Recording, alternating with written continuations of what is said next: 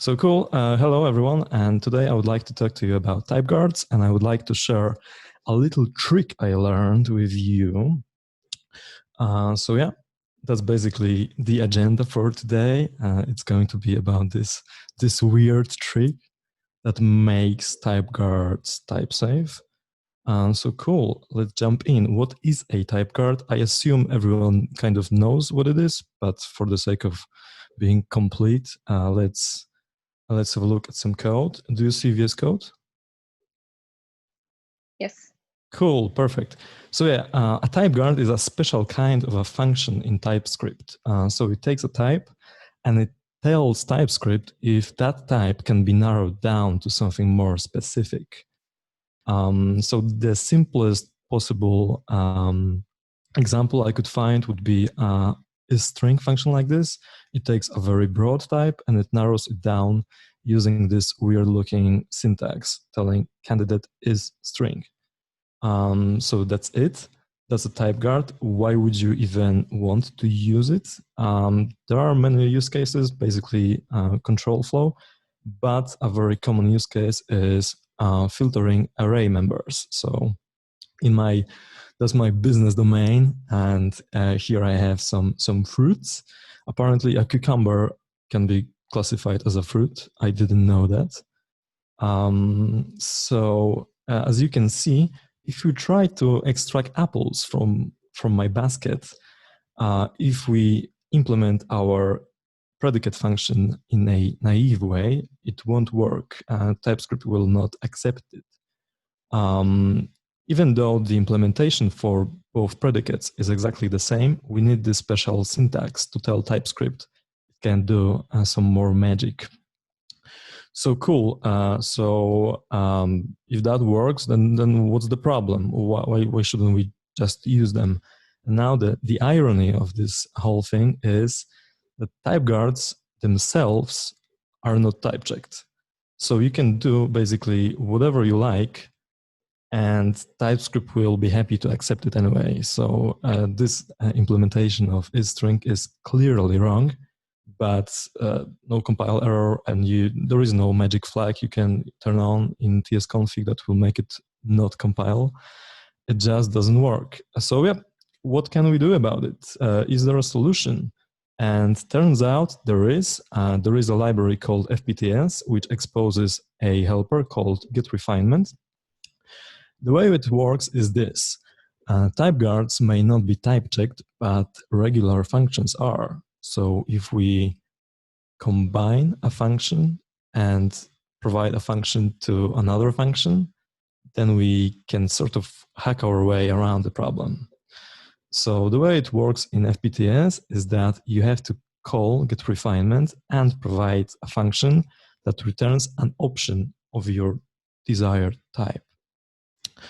So this is cool, and this works. That's my favorite part. So if I do like function, then it will all light up like a Christmas tree. So that's nice, that's cool, and I could probably end my talk right now. But what if you don't want to install a library just so that you can use a single function from it? Maybe it's actually not that difficult to implement it yourself. And it turns out it is pretty easy. So if we look at the signature of that function, it's just a function that accepts a function that returns an option, and that's pretty much it.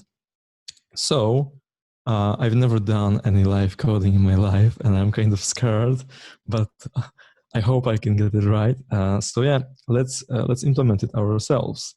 So we know we want to return a refinement, and it's using two type parameters. So we need to declare them first. Cool. Now we have our type parameters, and FPTS says get option. It looks somewhat like that. Cool. I'm just going to steal it. I don't like single letter variable names, so I will just change it. And we don't have any A, we have T and U, so cool. And this would work if we only had an option available to us, but we don't. So let's make a very simple version of an option. Basically, it doesn't have to be an option. It only has to be a union of two types, and one of them has to be polymorphic, and that's all there is. So we can do something like,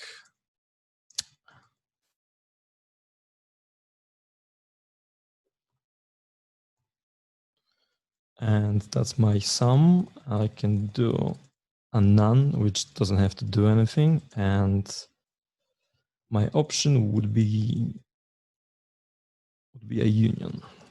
So why does it have to be a union, and why does the member, like one member, why does it have to be polymorphic? It will basically enable TypeScript to infer that type, so we can know what we're dealing with. So if it wasn't polymorphic, that there would be just nothing to infer. And that's a very simple explanation, perhaps too simplistic, but yeah. So what do we return? We need to return a function that accepts AT and returns an option, right? So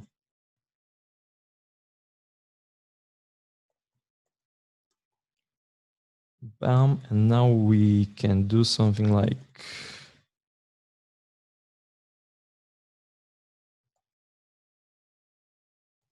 and yeah, this should work. Yeah, that's basically it. For your convenience, I've I've done exactly that, and I mixed it with some other helpers, and I put it on GitHub.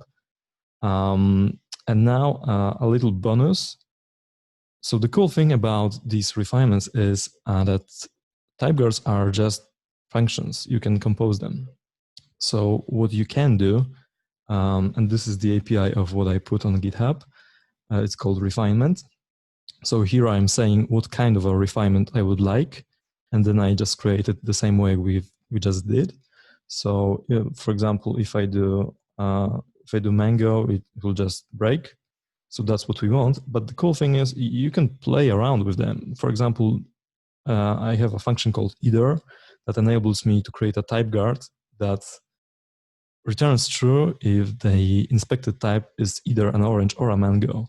You can compose functions, you can combine them horizontally, you can do all sorts of stuff, and you can also do something like negation. So in this example, I have some CSS property, and it accepts either well-known and stable values, and sometimes it may accept a browser-specific value. And my type guard focuses on extracting the single one that stands out, and I can leverage that and create another one that will just reverse the first one. So I don't have to create two manually and then remember to keep them in sync. I can only extract what I'm interested in and revert the rest. So I think that's pretty cool.